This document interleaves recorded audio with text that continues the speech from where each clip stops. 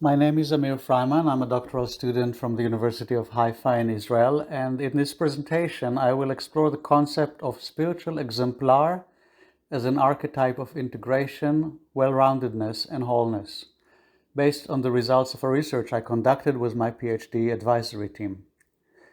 A few words about my interest in the subject, which started long before this research, when I spent 2 years in a Zen monastery with a Zen master in Japan, and more than 20 years with an American spiritual teacher.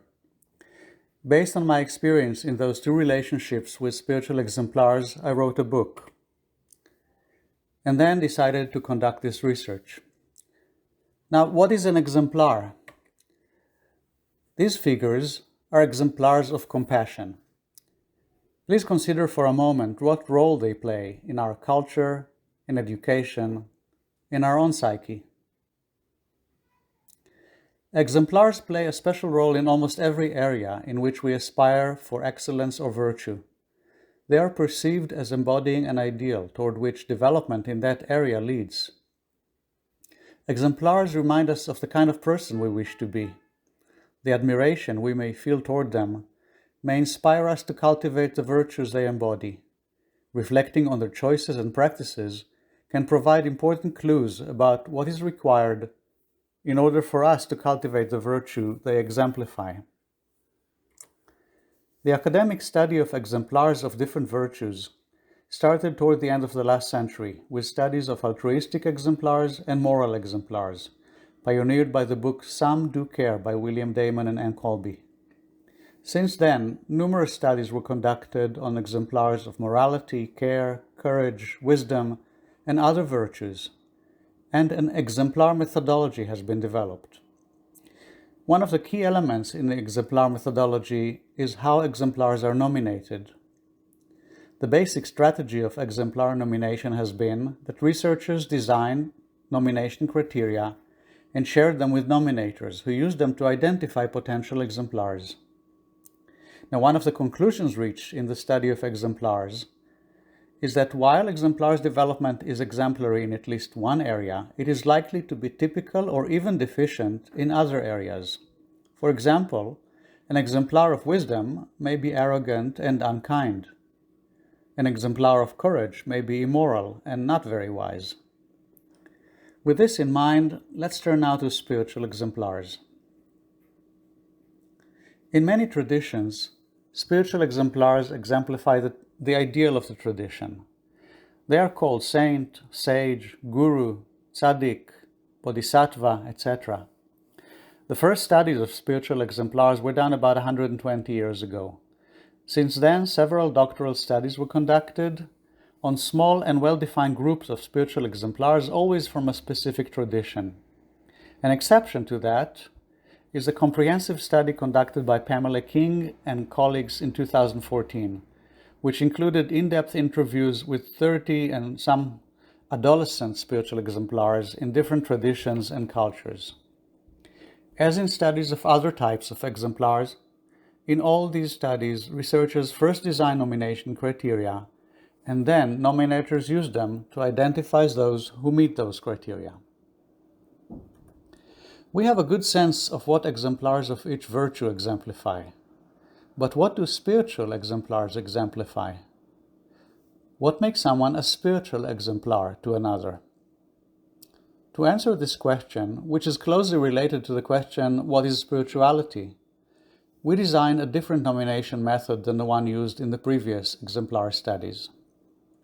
So I sent emails to 300 experts in the religious and spiritual field from around the world.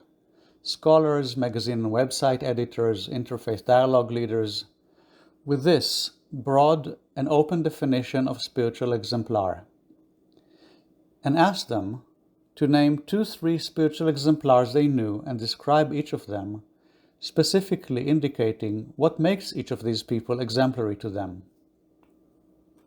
Of the 300 experts, 77 replied and described 180 spiritual exemplars. Many descriptions were full, rich, and up to several pages long.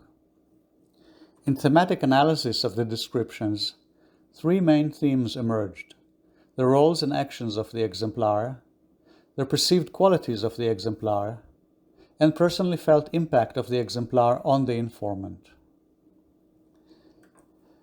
Roles and actions of the exemplar, such as there being a spiritual teacher, healer, leader, artist, doing decades of practice, etc., were mentioned as important in 60% of the descriptions.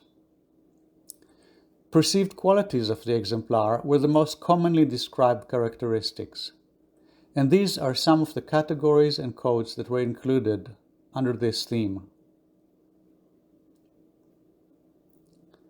Descriptions of the exemplar's impact on the informant were also common.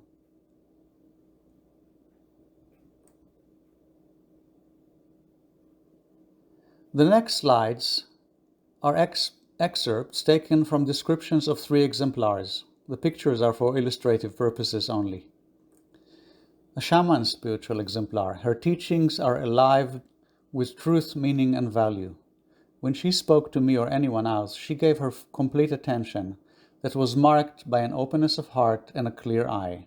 She was a living, breathing healer, teacher, visionary, and spiritual warrior who walked her talk and talked her walk. Please note how full and multifaceted and well-rounded this description is.